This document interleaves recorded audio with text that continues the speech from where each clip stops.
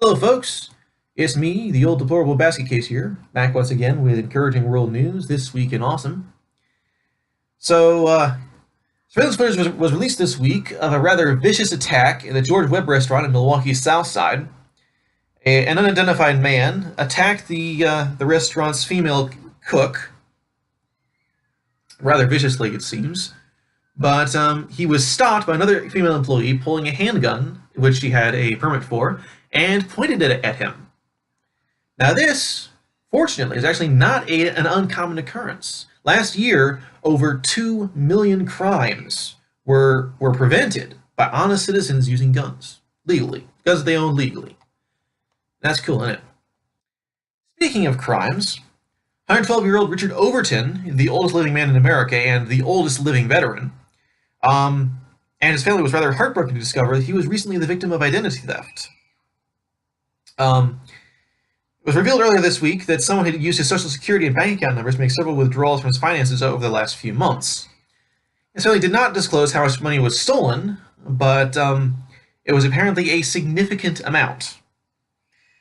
Fortunately, Bank of America volunteered to restore all of the stolen funds. His cousin Volma said, "Man, I teared up. I couldn't believe it. They made it happen. The executive of the company said he'd take care of this, and he took care of it." The bank, local police, and federal authorities are continuing an ongoing investigation to find the criminal responsible. And I certainly hope they do find him.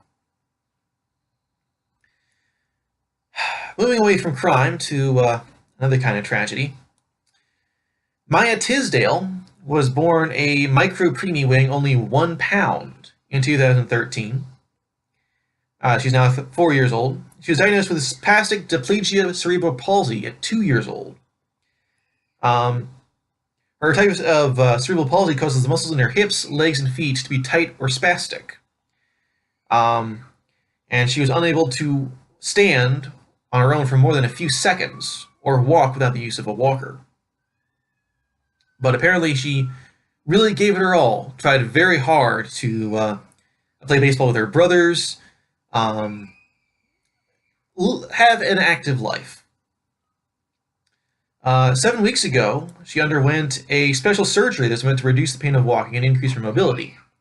The doctor said that with intensive physical therapy, she was expected to start walking independently within 6 months to a year following the procedure. So when she finally took her first steps, this week, it was an emotional moment for the entire family. Now, one of the big things about this that should be really encouraging to you is that this miracle, really, did not happen because of really any real miraculous event. This was not a laying on of hands. This was not some faith healing, possibly once in a lifetime event. This was a medical procedure that could be available to quite literally anyone who needs it. So, we live in an age where this can happen. When a little girl, a baby, really, who has such a terrible condition, and this can happen to her. And we live in an age when it is possible that no one will ever need to suffer from that again. Think about that. Moving on to, well, canines. Paula Godwin of Anthem, Arizona, earlier this week went for a walk with her 2 dogs when she almost stepped on a rattlesnake. Luckily for her, her puppy Todd, the golden retriever, jumped right in front of her leg where the snake was about to bite her. Snake ended up biting the right side of Todd's face, and Godwin immediately rushed her pup to the Anthem Animal Hospital where he was treated with anti-venom. There's a picture of the poor animal. The right side of his face is terribly swollen up. But apparently he's doing fine and is expected to make a complete recovery. Another dog who is making the news this week is Nanook, a husky, who apparently found a lady named Milling, no first name that I can find, after she had fallen off a path and and slightly injured herself. Nanook stayed with her and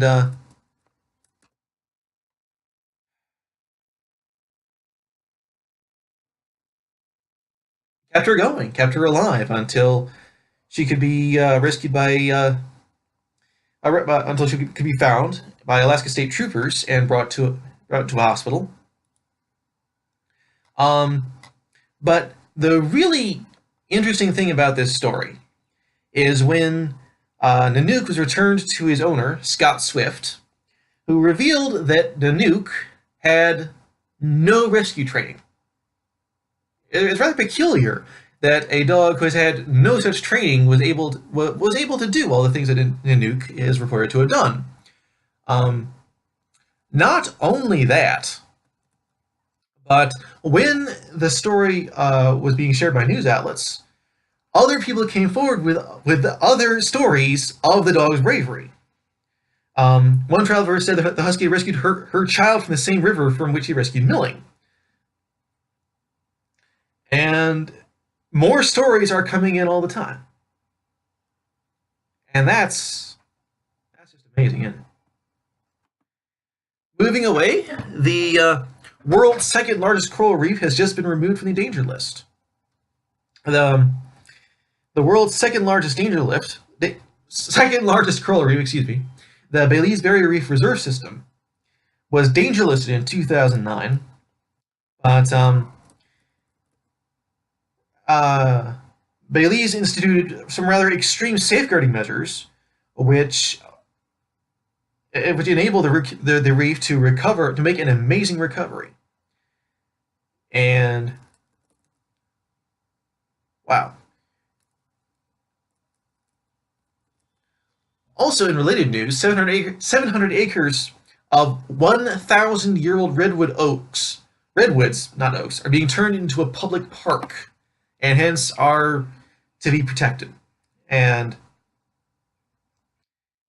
that's important, I feel, because trees are important, not just trees, old trees, because they're living history. It's important to preserve them. I'll never forget the day. I'll never forget the day when I went back to my childhood home, and this was an amazing place to grow up, Warren, Massachusetts. And I went back there, and the new owners, Flatlanders, had chopped down the 300-year-old sugar maples. 300-year-old sugar maples. We made maple syrup real, the old-fashioned way. We tapped the trees, we boiled the syrup, we had our own. It was amazing. You cannot imagine maple syrup tasting that good. And they chopped down the trees. 300-year-old sugar maples. Those do not grow on trees. Pun slightly intended. But more and more people are taking steps to make sure that that doesn't happen again. Or things like that don't happen again. And that is really a great sign for the future. So thank you for tuning in. Gosh, this is a long video. I rambled a lot, didn't I? Thank you for watching or listening in.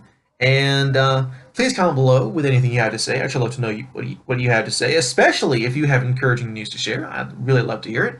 And that's all. Have a good day, and God bless.